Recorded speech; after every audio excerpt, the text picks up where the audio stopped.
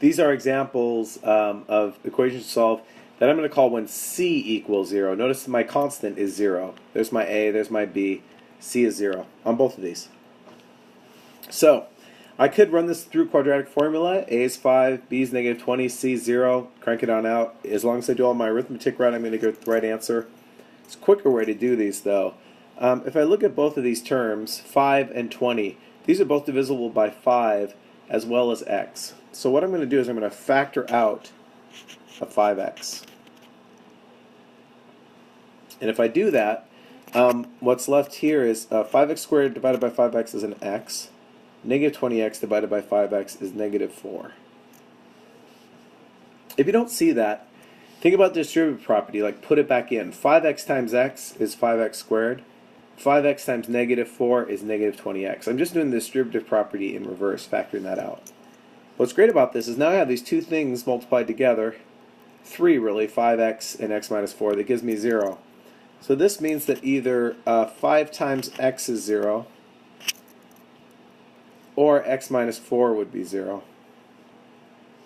So this one, divide both sides by 5, 0 divided by 5 is 0. So x would be 0, or add 4 to both sides, 4.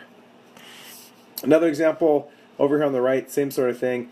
I notice that these are both divisible by 4x. There's a 4x in each of them, so I'm going to factor out a 4x. When I do that, if I divide this by 4x, all that's left is an x. Divide this by 4x, all that's left is a 10. Again, just do a double check on it. Well, that's an ugly looking 10.